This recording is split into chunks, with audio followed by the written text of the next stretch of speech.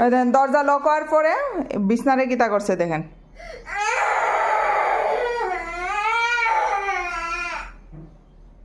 বিছনা ঠিক করতেছে।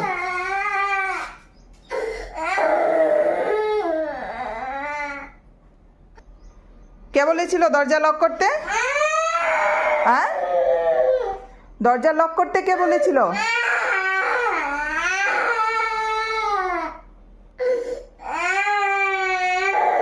কে বলেছিল দরজা লক করতে?